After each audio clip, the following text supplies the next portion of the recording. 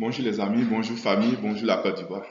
Aujourd'hui, Willy Godin est encore pour vous faire une vidéo pour dénoncer certaines choses que les gens n'ont pas la force de dire. Parce que quand tu dis la vérité, on est contre toi. Quand tu dis la vérité, ça rougit les yeux. Aujourd'hui, je viens spécialement pour m'attaquer à deux partis qui mettent la Côte d'Ivoire en retard. Mais je commencerai mes propos par des paroles que, comme je peux dire aussi, des proverbes que Félix Houphouët-Boigny a dit bientôt, dans le temps. Il y a deux types de folie. Quelqu'un qui est pauvre qui devient riche et quelqu'un qui est riche qui devient pauvre. Et c'est ça qui arrive à la Côte d'Ivoire. Aujourd'hui, on dénonce certaines choses.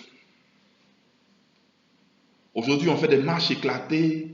On essaie de revendiquer certaines choses. Mais ceux qui revendiquent même ne sont pas dans la vérité.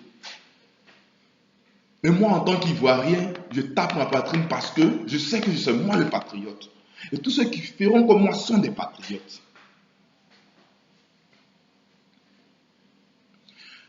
Je commence par le FPI.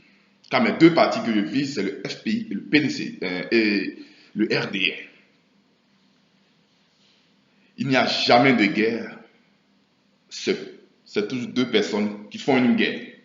Et les deux personnes qui ont fait cette guerre-là, c'est le FPI et le RDR. Je continue mes propos. Je commence d'abord par le FPI. Le FPI, avec Laurent Gbagbo, c'était bien. Une revendication parfaite depuis 90. Mais après analyse, je remarque que l'école ivoirienne a pris un coup grâce au FPI aussi. Parce que tous les dirigeants de la FESI sont FPI. Ça c'est clair. Tu es contre le FPI à l'université, c'est que tu es contre la FESI. Et la FESI qui est libre de faire ce qu'elle veut. La violence a commencé là aussi par la FESI. D'autres étudiants avaient peur d'entrer à l'école, avaient peur d'aller dans les universités. Parce qu'ils sont pas libres, parce que la loi ne les protège pas, c'est la loi de la FESI. D'abord, ça commence. Deux, après tout le vacarme, tout le monde sait comment Gbagbo arrive au pouvoir. Faut pas qu'on nie. Après le coup d'état de Bédié, Bédié ne se présente pas aux élections, voilà, patati patata. Tout le monde préfère voter Gbagbo qu'un putschiste, qui était Guy Robert. Et quand Guy Robert perd les élections, parce que tout le peuple était derrière, Gbagbo le rend. C'était normal parce qu'on ne voulait pas d'un putschiste. Donc, quand le putschiste se refusait de quitter le pouvoir, une marche éclatée. Tout le monde sort, on se plaint, et puis voilà, Gbagbo vient au pouvoir. C'est pas parce qu'il était aussi majoritaire, non. Et après ça, ça lui a donné une renommée. Gbagbo fut un très bon président. Mais un président qui n'arrivait plus à gérer ses militants, ou ses groupes, ou ses clans. Parce qu'ils se disaient qu'ils ont lutté, ils ont eu le pouvoir, donc ils ont la liberté de faire ce qu'ils veulent. Et ils l'ont fait. Quand tu as un problème, tu n'appelles pas la police, hein. Tu appelles la FESI gère. Les cités universitaires étaient gérées par eux, tout ça. Vous voyez, je commence mes propos en disant que il ne faut pas qu'on se trompe de combat d'abord, nous les Ivoiriens. Oui, certes, le président Gbagbo est en prison, vraiment, nous ne sommes pas d'accord avec cela.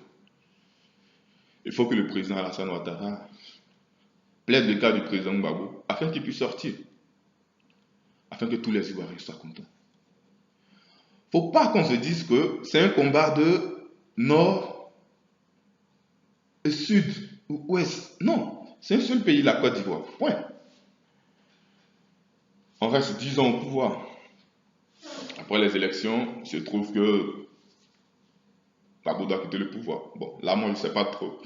Je ne peux pas rentrer dans les détails. Et Gbagbo aussi, à son tour, quand on lui demande de quitter, il dit non, il ne quitte pas parce qu'il a gagné les élections. Voilà, un peu la même chose comme Gueye. Et après une certaine manifestation de certaines personnes comme le FSI et tout ça, Draman aussi vient au pouvoir. Alassane vient au pouvoir. Ils ont le même parcours, hein. On ne vient pas doucement au pouvoir, on vient avec la force, on bouscule. Et voilà le deuxième type de folie. C'est eux, le RDR. Ils sont là, ils prennent leur temps à plutôt placer les gens parce qu'ils se disent qu'ils sont en retard, parce que le Nord est comme ci, comme ça. Ça, il ne faut pas qu'on le cache. Tout le monde le voit. Tout le monde le voit. Le chômage est grave en Côte d'Ivoire. Depuis l'année 2000, parce que je dis c'est depuis l'année 2000. Prenons un exemple rapide. Ma vidéo, c'est pour exhorter les jeunes à ne pas tomber dans ce genre de jeu-là. Parce que quand la Côte d'Ivoire sera vraiment dans une vraie crise, c'est tous les Ivoiriens qui vont payer ce prix-là. Tous les Ivoiriens vont payer ce prix-là. Il ne faut pas qu'on joue avec. Si vous remarquez, les familles sont nourries par des personnes qui ont commencé à travailler depuis les années 90 ou les années 80, c'est-à-dire nos parents. On a 40 ans, on a 50 ans, on est chez eux.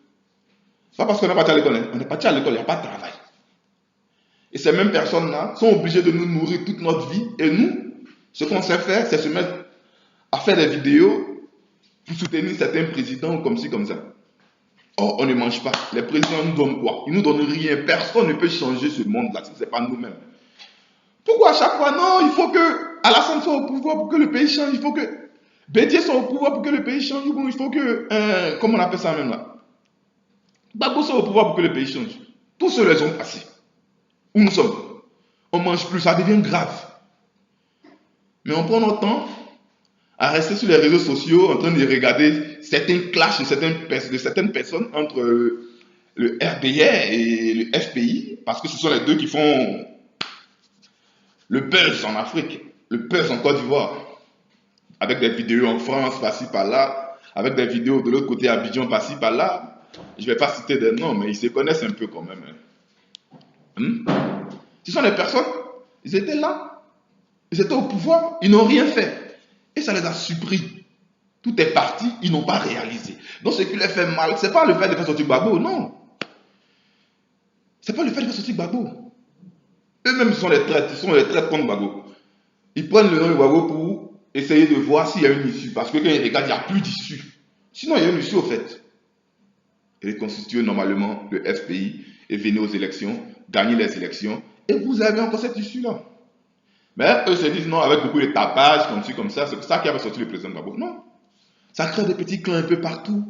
Et ceux qui sont sortis, qui vont en France, qui sont là-bas comme réfugiés, font beaucoup de tapage.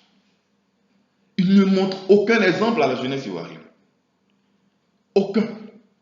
Non, aujourd'hui, Taliban a tabassé le groupe de, comment dire, Johnny Pacheco.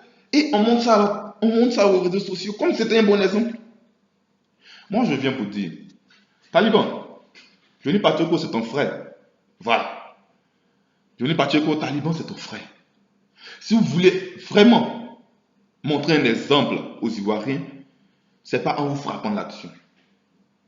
C'est pas en vous frappant là-dessus. Je vois comment des personnes peuvent insulter un président, le président d'un pays. C'est insulter tout le peuple. Vous le voulez, vous le voulez pas. Vous le voulez, vous le voulez pas. Mais il est président. On fait quoi pour l'enlever? On va aux élections, on va doucement. On va doucement. Mais c'est pas avec la force. Bon, les gars voyagent sur l'autre côté, ils mangent bien, ils dorment bien. Quand ils arrivent au pays, c'est pour chercher toutes nos petites soeurs là parce qu'on les appelle Bengis, c'est tout. Non, c'est pas ça. On ne travaille plus, ça ne va plus. Les pays aux alentours évoluent. Le Ghana, la Guinée, le Burkina, tout le monde évolue. Et la Côte d'Ivoire, le nerf est en retard. Et ça ne nous dit rien, absolument rien. Et nous sommes dans un mouvement où chacun veut voir ce que l'autre sait faire. L'autre dit non, comme ils ont frappé Taliban là-bas, comme Taliban a frappé l'autre, je suis gendarme, comme ci, comme ça. Mais ça, c'est quelle leçon? C'est quoi vous nous enseignez au fait? Est-ce que vous avez vu comment on a passé Johnny Pacheco? Il allait perdre sa vie. Pourquoi? Pour rien, mon frère. Pardonnez. Faites des vidéos qui vont donner des solutions à la jeunesse ivoirienne. Faites des vidéos afin qu'on puisse avoir du travail au pays. Quand vous sortez, cherchez l'argent, venez investir. N'attendez pas forcément que le président Gbagbo sorte d'abord. Venez investir. Au fur et à mesure que vous investissez, tout ça va faire sortir le président Gbagbo, les gars. C'est pas palable, c'est pas la force. Donc on l'autre se le met ici pour dire non, Alassane assassin. L'autre se met ici pour dire Gbagbo assassin. C'est un bout d'eux. Hein?